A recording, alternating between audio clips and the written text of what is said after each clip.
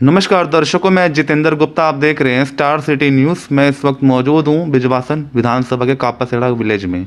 हमारे साथ लोकेंद्र कापासेड़ा जी इस वक्त मौजूद हैं हमारे साथ। लोकेंद्र जी, आपका स्वागत है सर। पहला आपका इंट्रोडक्शन कि आप क्या करते हैं सर, आपका क्या प्रोफेशनली है? जी ज़रूर। साथियों नमस्कार, मेरा नाम लोकेंद्र कापासेड़ा है और मैं उम्मीद करता हूँ काफ़ी लोग पहले से ही मुझे जानते होंगे। मैंने एमएलए का चुनाव लड़ा है सन 2020 में। जो विधानसभा का चुनाव हुआ था वो मैंने लड़ा था और उस समय मैं पब्लिक में काफ़ी गया था। मैं बिल्कुल नया चेहरा था, लोग मुझे जानते नहीं थे। बिल्कुल। पहचान बनाने में समय लगा, काम करने पड़े, एक्चुअल फील्ड वर्क करना पड़ा। तो मैं सिर्फ ये कह के अपना इंट्रोडक्शन देना चाहता हूँ कि हमारी विधानसभा को इस समय पढ़े लिखे और युवा की सख्त ज़रूरत है। अच्छा सर, यहाँ के जो प्रतिनिधि हैं क्षेत्र के विधायक या यहाँ के जो काउंसलर हैं, उनका कैसा क्षेत्र में कार्य चल रहे हैं सर?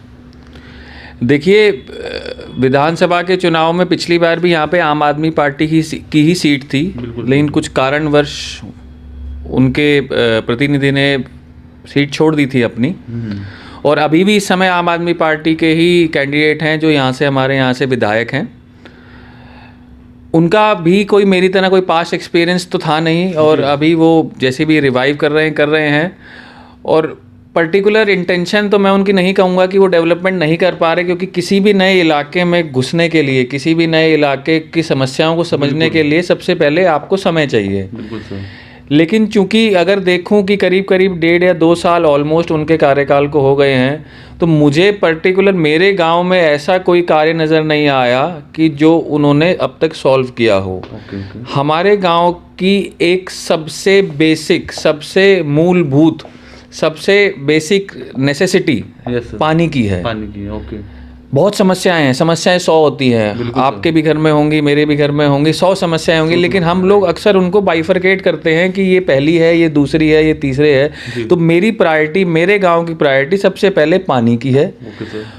बोरवेल लगाना समाधान होता तो शायद सुप्रीम कोर्ट उसको घर घर के लिए बैन नहीं करता। बोरवेल लगाना पानी की समस्या से समाधान पाने का सल्यूशन नहीं है और ये बात हमारे विधायक जी को समझनी पड़ेगी और ऊपर भी जितने लोग अफसर बैठे हैं उनको ये बात समझनी पड़ेगी कि इसका समाधान बोरवेल नहीं है। अच्छा, आप क्या वर्किंग कर रहे हैं सर ग्राउंड पे?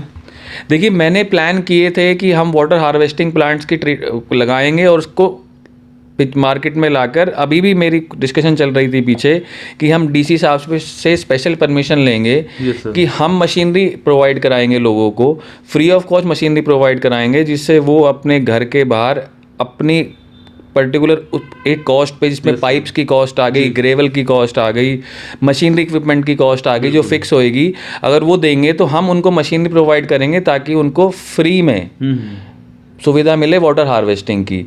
और ये ही एकमात्र सोल्यूशन है। इसके अलावा पानी की समस्या से निजात पाने का कोई सोल्यूशन नहीं है, क्योंकि जो बड़ी नहरें थी वो नाले बन चुके हैं, उनसे अब समाधान नहीं होने वाला है। तो वाटर हार्वेस्टिंग से ही कम से कम ग्राउंड वाटर का लेवल इंक्रीज करके सिर्फ बारिश और छत के पानी से हम इस पानी की समस्या समाधान पा सकते हैं। कोरोना काल में कोई मदद आपकी रही सर? देखिए, कोरोना काल में मोदी जी ने सबसे पहले 1 दिन का लॉकडाउन किया था।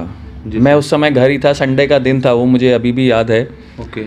तो मैं अपने घर था, आराम से हम बैठे थे कि आगे देखते हैं क्या होता है। उम्मीद तो थी कि ये लॉकडाउन बढ़ने ही वाला है, क्योंकि विश्व को देखते आ रहे थे, दुनिया के बहुत सारे देश लॉकडाउन चला रहे थे, तो हमें पता था कि यहाँ पे भी कुछ होने वाला है।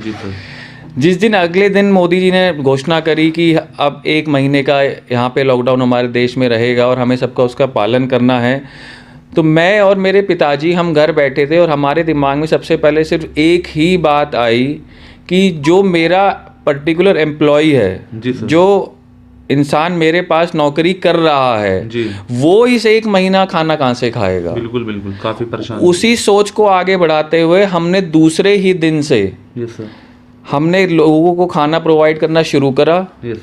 प्रशासन ने हमारी बहुत मदद करी, पुलिस और प्रशासन दोनों ने हमारी मदद करी।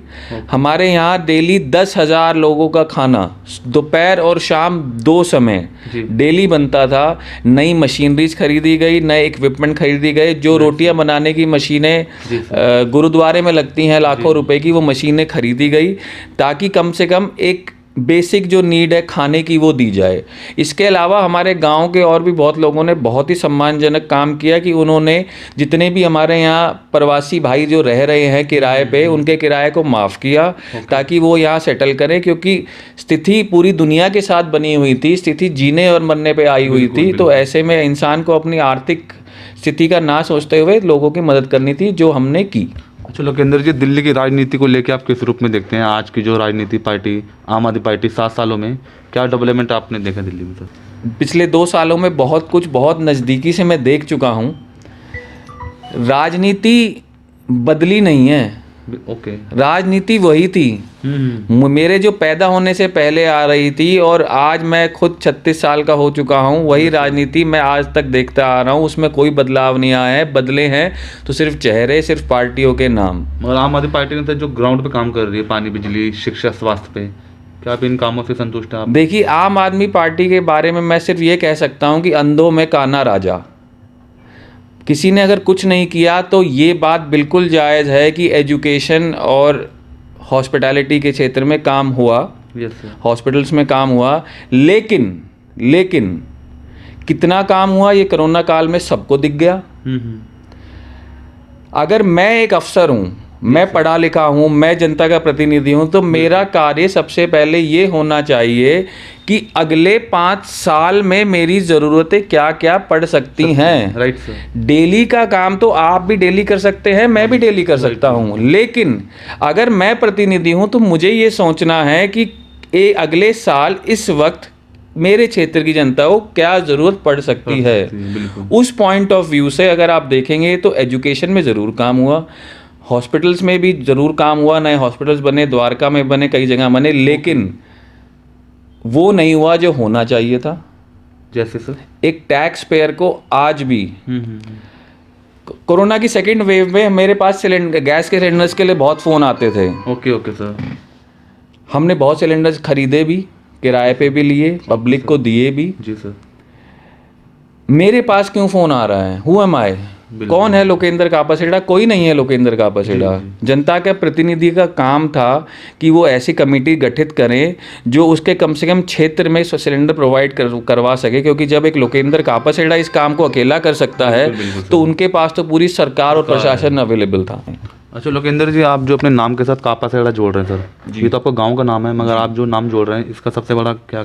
जॉइंट फैमिली में पैदा हुए, बहुत बड़े परिवार में पले बड़े, दुनिया को बहुत देखा, रिश्ते देखे, समझे। बिल्कुल सर। आखिरी में 2 कहावतें हैं जो हमारे बड़े बुजुर्गों ने कही हैं, जो मैंने सुनी हैं। जी सर।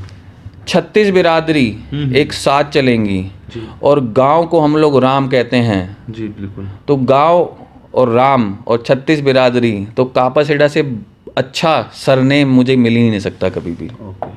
अच्छा, आप जैसे सर 2020 में आप विधानसभा चुनाव लड़े थे, कितने वोटों से रह गए थे आप? क्या मार्जिन रहा? देखिए, हम निर्दलीय लड़े थे। हमारे पास ना किसी पार्टी का सपोर्ट था, ना गठन था, ना कोई प्रीवियस एक्सपीरियंस था।